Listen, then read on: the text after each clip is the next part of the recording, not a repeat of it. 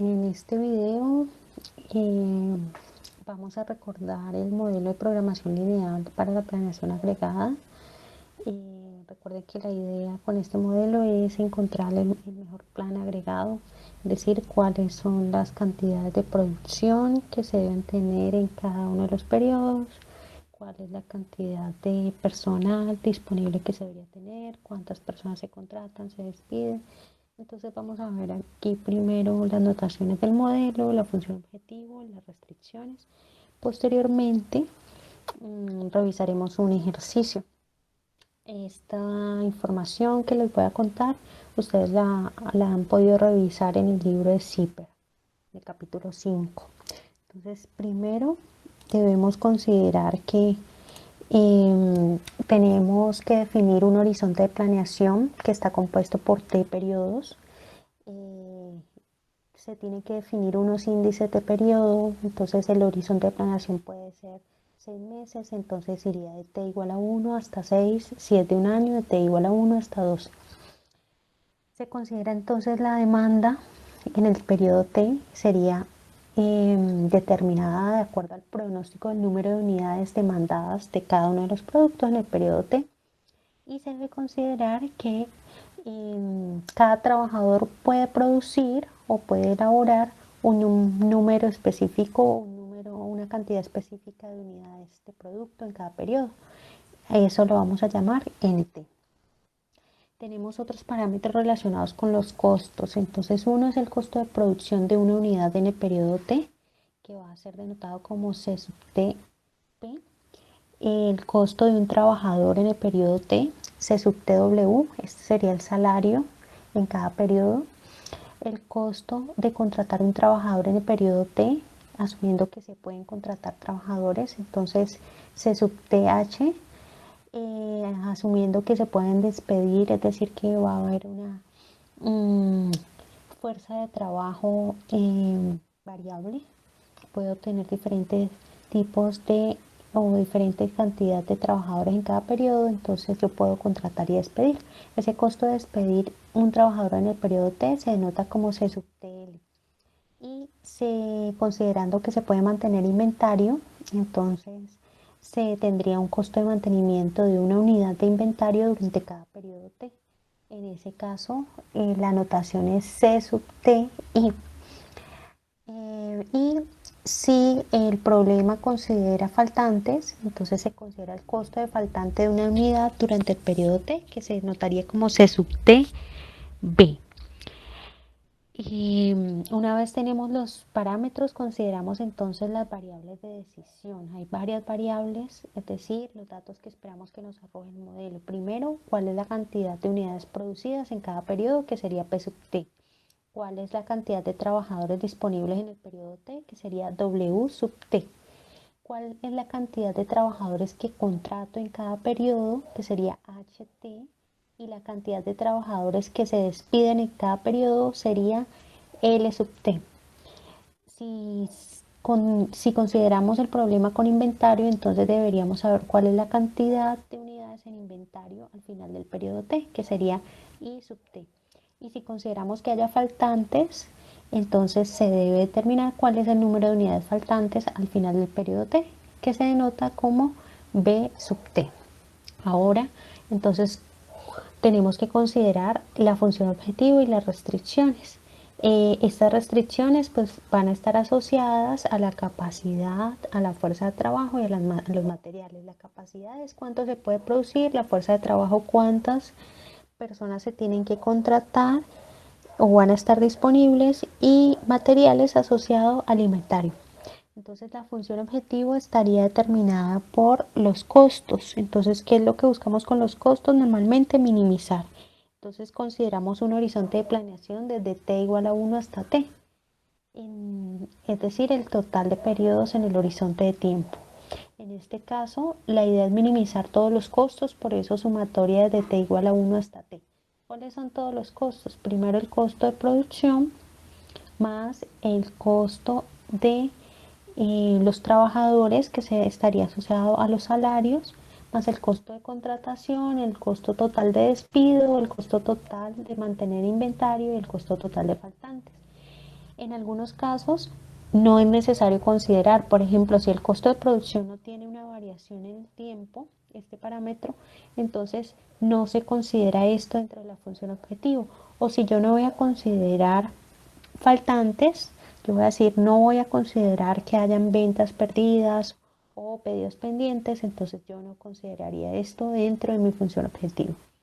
¿Cuáles son las restricciones? Hay tres tipos de restricciones. La primera, como decíamos, está asociada a la capacidad y esta capacidad pues a la producción que tenemos. Entonces, que lo que yo produzca en un determinado periodo debe ser menor o igual a la cantidad de unidades que puede producir los trabajadores que estén disponibles en ese periodo. Yo no puedo producir más de lo que los trabajadores pueden producir en determinado periodo. Esto se tiene en cuenta para cada uno de los periodos hasta completar el horizonte de tiempo. La segunda restricción está asociada a la fuerza laboral. Entonces, la cantidad de trabajadores disponibles en determinado periodo debe ser igual a la cantidad de trabajadores que yo tenía en el periodo anterior, más los que contrato en este periodo, menos los que despido en este periodo. Eso me dice cuántos trabajadores tengo disponibles en cada periodo. Esto se debe realizar para todo el horizonte de planeación. La tercera restricción está asociada al balance de inventario. ¿Qué quiere decir? Entonces que yo voy a considerar que mi inventario al final del periodo T menos los faltantes que yo tenga, eso va a ser igual al inventario del periodo anterior menos los faltantes que traen el periodo anterior más la producción de este periodo menos la demanda, es decir, lo que consumo en este periodo. Esto pues es una igualdad que se debe cumplir para cada uno de los periodos del horizonte de tiempo. Y finalmente, unas restricciones de no negatividad que están asociadas a que la producción, la cantidad de trabajadores disponibles, el inventario, los trabajadores contratados y los trabajadores despedidos deben ser mayores o iguales que cero en cada uno de los periodos de tiempo. Una vez analizado este modelo, pasamos entonces a realizar el ejercicio en Excel, el ejemplo. Este ejemplo entonces estaría asociado a lo siguiente. Aquí podemos observar que hay una descripción. Ustedes podrán encontrar este ejercicio en el libro de Zipper. Se trata de una empresa que produce engranes de precisión, produce aproximadamente 300 productos diferentes, pero la forma de producirlos, las operaciones que se realizan son muy similares. El tiempo y los materiales son distintos. Sin embargo, la empresa define como unidad agregada un engrane. Es decir, que para planear su producción agregada, entonces define que va a considerar la producción de engranes, sin hacer distinción en tipo de producto específicamente. Se define esta unidad agregada a partir de estándares y lo que considera es que va a ser una planeación agregada para los próximos 6 meses. ¿Qué se tiene entonces? Que esa planeación agregada va a considerar una demanda y esta demanda viene de un pronóstico. ¿Sí? Este pronóstico, pues ustedes ya en el semestre anterior aprendieron a calcular pronósticos, entonces aquí lo que traemos es el resultado de los pronósticos.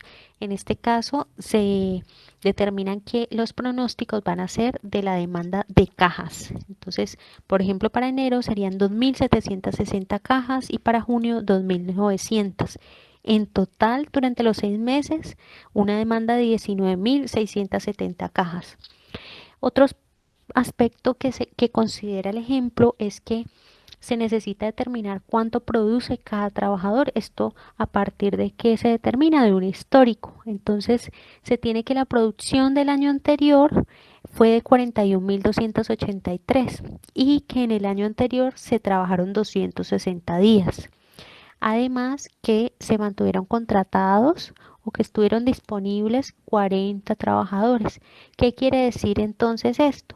Que si yo tengo esta cantidad de engranes producidos en el año, puedo saber cuántos engranes produce cada trabajador si divido ese valor entre la multiplicación de los días por año por el número de trabajadores. Esto me da aproximadamente 4 engranes. Da 3.97, pero lo que se hace es redondearlo. Se asume que los costos de producción no varían, no cambian con el tiempo, por tanto no se consideran que si hay un costo de inventario por cada unidad de engrane, que son 5 unidades monetarias, hay un costo de contratar trabajador que sería 450 unidades monetarias y hay un costo de despido por cada trabajador que son 600 unidades monetarias. También el salario se considera un salario por hora de 15 unidades monetarias por cada trabajador. Si se quiere considerar el salario por día, entonces se multiplica cuántas horas trabaja en el día, entonces se asume que son 8 horas. Y si se quiere considerar cuánto cuesta el valor por un mes, entonces se multiplica por el número de días que trabaja en cada mes. Se considera además que al inicio del periodo ya hay 35 trabajadores disponibles que fueron contratados anteriormente. Ahora bien, entonces pasamos a analizar nuestro esquema donde podremos definir nuestro modelo matemático y el cual vamos a resolver con Solver. ¿Qué tenemos entonces? Que por cada periodo hay una cantidad de días disponibles en las cuales se van a realizar trabajos. Entonces, en los cuales son días hábiles para la empresa. Estos días pueden variar, todas las empresas no trabajan la misma cantidad de días, algunos trabajan 7 días a la semana, otros 5 días a la semana, otros 6 días, entonces digamos que esto se tiene que ajustar a las políticas de la compañía. Ya sabemos que un trabajador puede producir 4 unidades, ¿cierto? Por día, pero si yo tengo 84 días, entonces, perdón, si tengo 21 días, entonces podría producir 84 unidades. Si tengo 22 días, entonces multiplico esas 4 unidades por 22 y me daría aquí entonces la cantidad de unidades que puede producir para ese periodo. Entonces para mayo podría producir 88. La demanda, como la tenemos aquí, esta demanda entonces viene del pronóstico, que nosotros ya lo hemos considerado. Lo que está aquí resaltado en amarillo, estas celdas corresponden a las variables que necesitamos que nos dé el modelo. ¿Cuáles son las variables? ¿Cuántos trabajadores se van a contratar en cada periodo o van a estar disponibles en este caso? ¿Cuál es la cantidad de producción de unidades de engrane en cada uno de los periodos? ¿Cuál es la cantidad de inventario al final de cada periodo?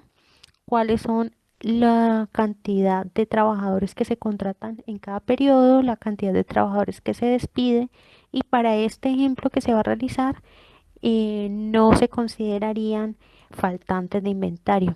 Y el costo de producción también se maneja como no variable, ya lo había mencionado anteriormente, así que este costo de producción no se considera dentro de la función objetivo, ni el costo de faltantes. Ahora bien, ¿cómo estaría determinada la función objetivo? Para esta función objetivo lo que necesitamos realizar es lo siguiente. Necesitamos considerar los costos que realmente aplican y que el modelo me minimice esos costos y me defina los valores de estas variables.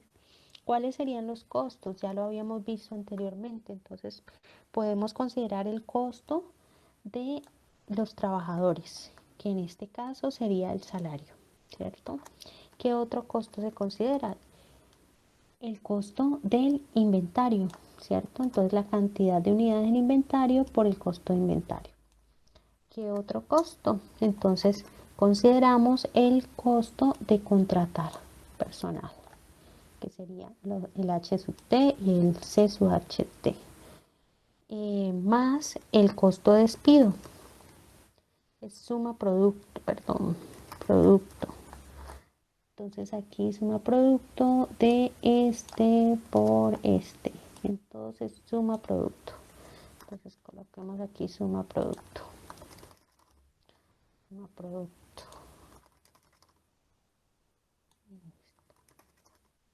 ¿Qué es lo que esperamos que nos dé aquí? 0. ¿Por qué? Porque todavía no hay ningún valor de la variable que haga que este valor tome un que esta función en un objetivo tome un valor distinto de 0. Si aquí colocamos 3, entonces ya se empieza a reflejar los costos que se mantienen. Ahora sí, las restricciones. Entonces, dentro de las restricciones tenemos que la primera asociada a la capacidad. Entonces, ¿qué me está diciendo esto? Que la producción, es decir, esta P sub T debe ser menor o igual que W por N en el periodo T. W por N. Y esto se debe manejar así para todo el horizonte de planeación. Listo. Nuestra primera restricción. La segunda está asociada al balance de los trabajadores. Entonces, miremos que aquí ya no es menor o igual, sino que es igual, se tiene que cumplir esa igualdad. Entonces, la cantidad de trabajadores debe ser menor o igual a ¿qué? A los trabajadores que hay en el periodo anterior, ¿cierto? Más la cantidad de trabajadores contratados en este periodo menos los despedidos en este periodo. Y eso lo arrastro hasta el final del horizonte de planeación. Y el balance del inventario. Entonces me está diciendo también que es una igualdad, ¿cierto? En este caso, miren que hay una variación con lo que habíamos visto en el modelo. Como no estamos considerando que hay faltantes, entonces nuestra igualdad simplemente es el inventario en el periodo T. Si nosotros tuviéramos faltantes, sería el inventario en el periodo T menos los faltantes en el periodo T. En este caso, solamente consideramos los valores del inventario. Ese inventario tiene que ser igual a ¿qué? Al inventario anterior, que en este caso, pues consideramos que el inventario fue 0, ¿cierto? Más lo que produzco en este periodo, menos lo que se consume, es decir, la demanda, pero en este periodo inicial.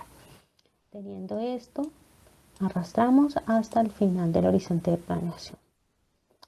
Hasta aquí lo que hemos realizado es organizar nuestra hoja de cálculo para poder correr nuestro modelo, para poder introducir los datos, y lo vamos a hacer entonces en Solver. Vamos a la pestaña de datos, Solver. Recuerden que si no se tiene, si no se tiene instalado, se debe ir a archivo, complementos, opciones, complementos e instalar este complemento de Excel para resolver modelos. Esto ya lo hemos trabajado en otros cursos. Entonces, primero, ¿cuál es el objetivo? Ya sabemos que el objetivo es nuestra función objetivo, ¿cierto? Que está asociado a los costos. ¿Y qué hacemos con los costos? Los minimizamos. Ahora, cambiando cuáles variables. Entonces, estas variables, las que están en amarillo. Aquí ya llevamos el inventario, la cantidad de contratados, la cantidad de despedidos. Listo. Y una vez definidas las variables, pasamos entonces a agregar nuestras restricciones. Entonces vamos a la primera restricción, la restricción número 1. Estos valores deben ser menor o igual a ¿qué? A estos que ya habíamos seleccionado aquí. Nos queda muy fácil cuando ya lo tenemos así organizado. Le vamos a agregar para agregar la segunda. Ahora, estos valores ya no son menores o iguales, sino que esta segunda restricción es de igualdad. Igualdad. Entonces, cuando ya hemos agregado, ingresado esta segunda restricción, le damos a agregar y pasamos a la última restricción, que también es una restricción de igualdad. Listo. Y, bueno, vamos a revisar aquí que quede bien. Listo, le damos a aceptar. Restricción debe ser una referencia simple, una fórmula con un valor numérico. Aquí tomo 2 veces, entonces aquí hay que tomar este valor así. Listo, aceptar. Ya tenemos entonces nuestra función objetivo, que es de minimización. Ya tenemos las celdas correspondientes a las variables, donde nos va a arrojar un resultado, y tenemos las restricciones. Es importante que, como aquí nuestras variables son de no negatividad, entonces aquí ponemos restricciones. Esta restricción es que convierta todas las variables en positivo. Este es un modelo de programación lineal simple, entonces Seleccionamos simples, LP y le damos resolver. Aquí ya debe darnos la respuesta. Nuestra función objetivo es 600.191.56. Ese es el valor esperado. Tenemos aquí algunos elementos y es que tenemos que revisar entonces qué nos arroja el modelo. Nos arroja cuáles son la cantidad o cuál es la cantidad de trabajadores disponibles en cada periodo. Como vemos aquí hay unos valores que están como este de aquí, vamos a ponerlo en rosadito. Este es un valor que está decimal. Nosotros en algunos casos podremos considerar valores decimales si podemos contratar de manera parcial a los trabajadores, si los podemos contratar por horas. Si no, esto se tendría que manejar de manera entera. En este caso, pues vamos a manejarlo de manera entera, que sería 41 trabajadores. En este caso serían 42 trabajadores, 42, esto pues se puede hacer redondeando 36 y aquí serían 33. Esto lo podríamos hacer redondeando, igual a, digamos que aquí también deberíamos manejar ese valor. En unidades producidas también es necesario considerar valor unidades enteras.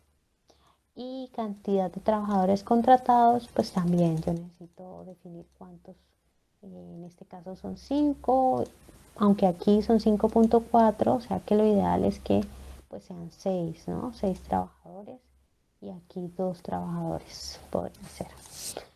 De todas formas, nosotros podemos considerar, digamos, que estos elementos en un análisis independiente donde se diga cuál es la cantidad de trabajadores, las unidades producidas, el inventario y que se haga un esquema. Como podemos observar aquí, el inventario al final es 0 y la cantidad de contratados también no se considera una cantidad de contratados al final del periodo.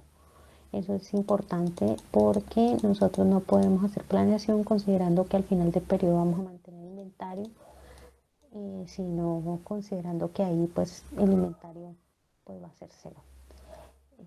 Aquí pues finaliza el modelo. Aquí se pueden hacer algunas variaciones y eso es lo que les pediría a ustedes, que se realicen algunas variaciones al modelo. Por ejemplo, ¿qué sucede si yo no puedo tener, si yo puedo tener en algún caso faltantes? ¿Cómo cambiaría mi modelo? Asumiendo un costo de faltantes. ¿Cuál sería el cambio? ¿Cuánto variaría entonces aquí el modelo? Este es todo el, el ejemplo y la forma como se puede hacer programación agregada o planeación agregada con programación lineal.